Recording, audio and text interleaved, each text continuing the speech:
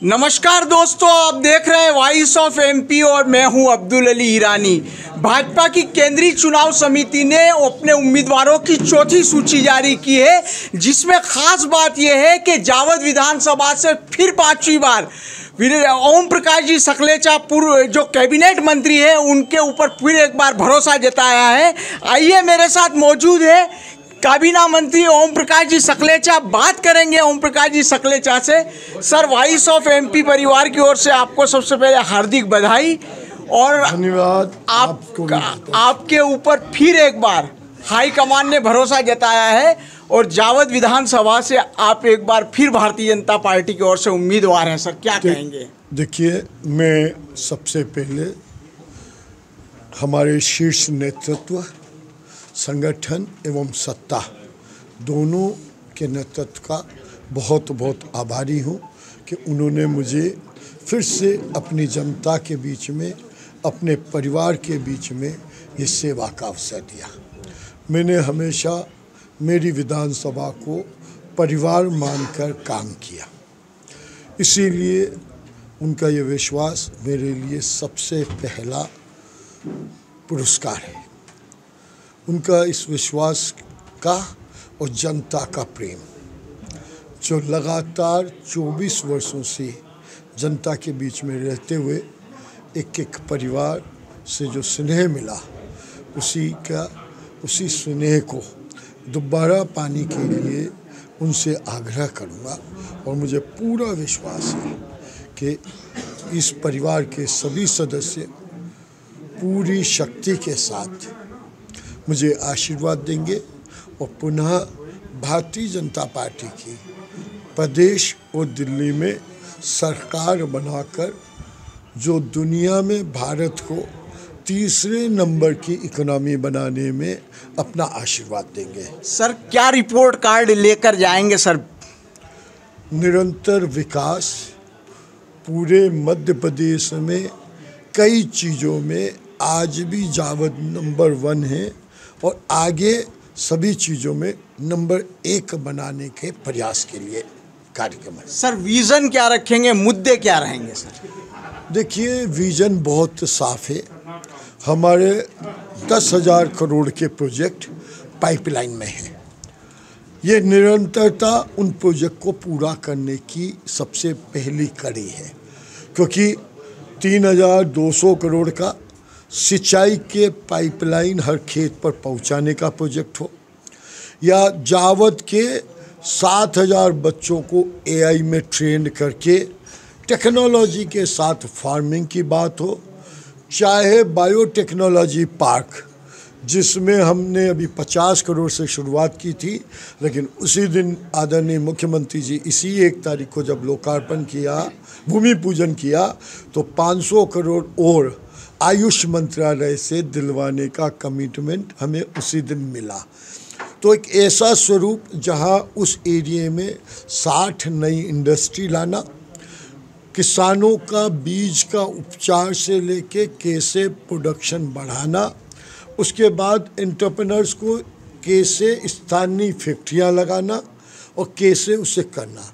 इसी कड़ी का तीसरा प्रोजेक्ट है कि ये जो एआई और एनिमेशन बच्चों को सिखा रहा हूँ, यही बच्चे उस टेक्नोलॉजी का फार्मिंग में या आगे प्रोसेसिंग में उपयोग करेंगे। तो ये एक कड़ी के 4 पहिए हैं। जैसे एक गाड़ी के 4 पहिए हैं, ये चारों पहिए एक साथ 2025 तक पूर्ण होके गाड़ी 5वें गियर में तेजी से दौड़ेगी।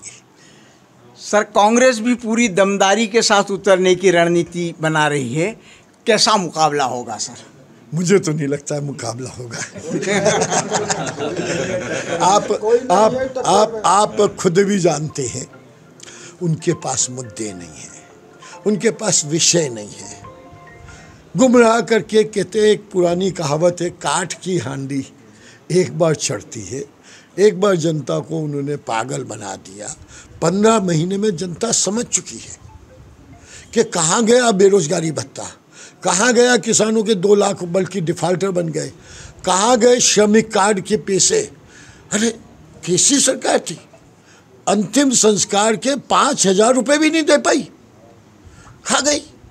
उस सरकार के बारे में क्या बात कर रहे हो? कौन सी जनता उसको सहयोग करेगी? पूछिए। अरे ऐसा तो गांव का कोई पड़ोसी भी होगा, अगर किसी के अंतिम संस्कार के पैसे के लिए वो भी मना नहीं करेगा, चाहे कितना ही कट्टर दुश्मन हो। आप क्या बात कर रहे हो?